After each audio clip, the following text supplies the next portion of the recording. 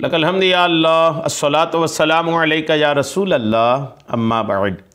सिलसिला है नाजरीन की तरफ से पूछे गए सवालों के जवाब पेश करने का। नाजरीन में से एक ने सवाल किया है कि मेरी शादी जल्दी हो जाए, इसका कोई वजीफ़ा बता दीजिए। जल्दी शादी होने का कोई वजीफ़ा इन्होंने पूछा है। कई बार शादियों में रुकावटें आती रहती हैं, रिश्ते आते हैं लेकिन कामयाबी की तरफ बात नहीं पहुंचती, बात पुख्ता नहीं होती, पक्की नहीं होती और शुरुआत में ही रुक के रह जाती है। और बाज़ औक़ात घरेलू हालात कुछ ऐसे हो जाते हैं कि कई बार लड़के भी चाहते हैं कि मेरी शादी जल्दी हो जाए, लड़कियां भी कई बार चाहती हैं कि मेरी शादी जल्दी हो जाए। तो जिनको भी शादी के मामलात में इस तरह के मामलात हैं तो उन्हें याद रखना चाहिए कि असल बात तो यही है कि हर हुक्म अल्लाह ताला की तरफ से तय है, अल्लाह तबारक व तआला की तरफ से मुक़द्दर है, तय है। हर चीज़ का एक वक्त तयशुदा है, हर चीज़ का एक वक्त मुकर्रर है। लिहाजा अपने मसले में किसी भी किस्म के वसवसे और शक में हरगिज़ मुब्तला ना हो, किसी वसवसे में ना पड़ें, किसी शक में ना पड़ें, बल्कि अल्लाह तबारक व तआला पर तवक्कुल रखें, रब पर भरोसा रखें। आपकी शादी का जो वक्त है वो वक्त आएगा तो अल्लाह ने चाहा तो असबाब ऐसे बनेंगे, तैयारियां ऐसी हो जाएंगी, रास्ते ऐसे खुल जाएंगे कि आप देखते रह जाएंगे और आपका काम हो जाएगा। और सिद्ध के दिल से अल्लाह तबारक व तआला से नेक रिश्ते मांगते रहिए, दुआओं से तकदीर भी बदलती है।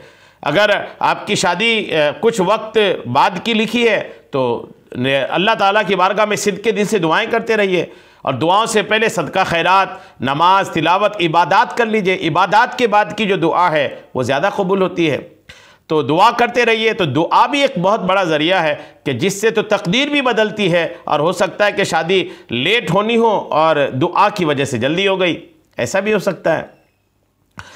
ये तो आपको कुछ ज़रूरी बातें थी, मैंने अर्ज़ कर दी। एक वजीफ़ा भी आप तवज्जो से सुन लीजिए। एक वजीफ़ा ये असल में कुरानी वजीफ़ा है, कुरान पाक की एक आयत का हिस्सा है। दुआ क्या है? रब्बी इन्नी लिमा अनज़लता इलैया मिन खैरिन फ़कीर।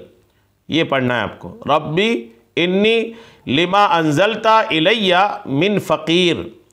ये आप पढ़ें और इसको पढ़ना कितने बार है? सुबह शाम। इसको जो है ना, इसको चलते फिरते पढ़ना है आपको, सुबह शाम दोपहर, जब भी आपको फुर्सत के लम्हात हैं आप रब की बारगाह की तरफ लौ लगाएं और इसको पढ़ें। ये जब आप पढ़ते रहेंगे ना तो इंशाअल्लाह आपके शादी के मामलात आसान हो जाएंगे। और नीज़ आप सुबह शाम सूरे वाक़िआ और सूरे तारीक़ पाबंदी से पढ़ें, सूरे वाक़िआ भी और सूरे तारीक़ भी। ये दोनों सूरतों को आप पाबंदी के साथ सुबह शाम पढ़ें इंशाअल्लाह। ये 3 वजीफ़ा और कुछ ज़रूरी बातें मैंने आपको पेश किया है, आप इस पर अमल करें। इंशाअल्लाह आप पर गैबी इमदाद के दरवाज़े खुलेंगे और शादी के साथ साथ दिगर भी आपके जो मामलात हैं रब ने करम फरमाया तो आसानी होगी। अल्लाह करीम हम सबको अमल की तौफ़ीक़ अता फ़रमाए। आमीन बेजाहिन नबील अमीन सल्लल्लाहु तआला अलैहि वसल्लम।